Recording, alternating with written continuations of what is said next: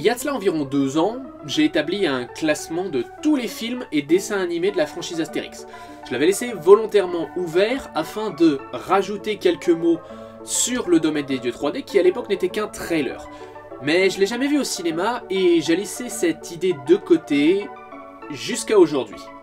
Voici donc quelques petits mots sur ce dessin animé. Commençons par enfoncer les portes ouvertes. Non, il n'est pas pire qu'Astérix aux Jeux Olympiques. Ce qui, et vous le sauriez si vous avez regardé mon top 12, revient à dire que le film est, au pire, sympathique à regarder. Cela dit, il est très loin d'être le meilleur. Analysons. La technique le permettant, le film est réalisé entièrement en 3D et le résultat est absolument magnifique. Le trait des personnages semble un tantinet plus arrondi que le dessin du Derzo, mais je vois très bien quelqu'un faire quelques arrêts sur image, rajouter des bulles de texte et en faire une BD qui serait très agréable à regarder et fidèle au travail du Derzo. J'ai une petite critique cependant, mais on y reviendra. L'animation est un grand point positif. Le doublage est solide, voire très solide, et il complémente bien l'animation. Bien sûr, le mastodonte Roger Carrel est de retour dans le rôle d'Astérix.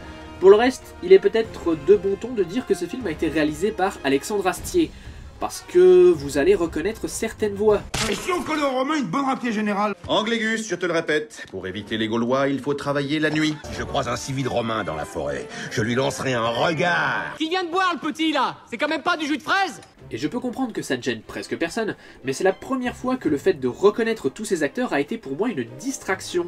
À partir d'un certain temps, j'avais l'impression de regarder un annexe de Kaamelott. Malgré tout, certains acteurs sont indétectables, comme par exemple Joël Sevilla en Yellow Submarine ou Guillaume Briat en Obélix. Et tant qu'on parle de lui, la dernière fois que j'ai regardé, il n'était toujours pas Pierre Tornade, donc j'ai été un peu insatisfait de sa prestation. Mais un jour, il faudra que j'accepte que ce n'est pas une critique valable. Briat a fait du bon boulot. Une autre voix qu'on reconnaîtrait entre mille après avoir vécu en ermite pendant 20 ans, Elie Semoun, et je fais partie de ceux qui ne le trouvent pas drôle du tout. Donc non seulement sa présence au sein d'un Astérix ne me présageait rien de bon, mais en plus au sein du scénario, il joue le rôle d'Elie Semoun, à savoir le type insupportable qui s'interpose alors qu'un éternuement le ferait voler en éclats. Et bien que son rôle soit mineur, il ne l'est pas suffisamment à mon goût. Une de ses blagues est même dans le trailer, ce qui pour moi était le premier avertissement. Non, je plaisante. Le premier, c'était celui-là. Vous ne passerez pas! Connaissant Alexandre Astier, je me suis dit que c'était un tremplin pour une blague plus élaborée qu'une simple référence lancée comme un pavé dans la mare.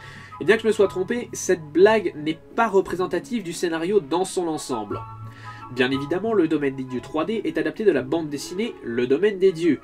Il n'y a pas de deuxième inspiration comme pour La Surprise de César ou Le Coup du Menhir, ce qui aurait été un plus, mais je vais pas en tenir compte parce que le film va plus loin que la bande dessinée, avec un retournement de situation plutôt inattendu. La résolution du bouquin se place au milieu du film et rate magistralement. Et bien que dans le contexte du film ce twist semble un peu creux, c'est une bonne décision parce que la BD est un peu plate et manque d'enjeu. Scénaristiquement, les additions sont bienvenues, quoique un peu classiques. Ça donne à l'histoire un petit côté Disney pas vilain. Certaines questions inhérentes à l'univers d'Astérix sont adressées, comme par exemple « Que se passe-t-il si on boit de la potion pas finie ?» Ce qui est sympa, et l'action est fluide, mais, et c'est là que je case ma critique sur la 3D, l'image de synthèse permet, en tant que telle, de déformer des corps bien plus simplement que pour l'animation traditionnelle, tout pour les ralentis, et le film ne les utilise presque pas du tout, et c'est très dommage. Pour en revenir au scénario, une nouvelle deuxième partie implique de toutes nouvelles blagues, mais aussi, et c'est un petit peu plus surprenant, beaucoup de blagues retirées du matériel source, ce qui est dommage, bien que le scénario le justifie parfois, comme par exemple celle où l'on apprend que les esclaves sont en réalité les pirates.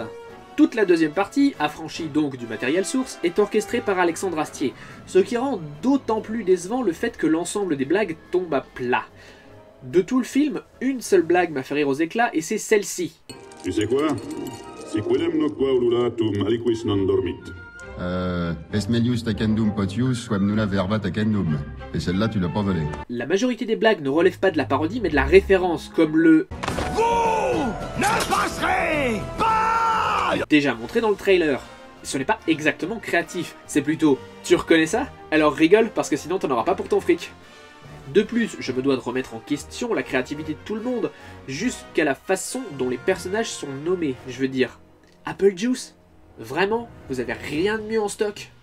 En conclusion, J'attendais bien mieux du Domaine des dieux, connaissant son pédigré. Mais, et je dois également le reconnaître, certains de mes points négatifs ne veulent rien dire pour une majeure partie du public, qui reconnaîtra en ce film un divertissement bien sympathique et techniquement parfait. Le scénario s'ouvre de manière intéressante, mais prend trop peu de risques pour être vraiment mémorable. Pour toutes ces raisons, dans mon top 12, qui bien sûr maintenant deviendra un top 13, je le calerai en numéro 8, juste avant Astérix chez les Normands et après Astérix chez les Bretons.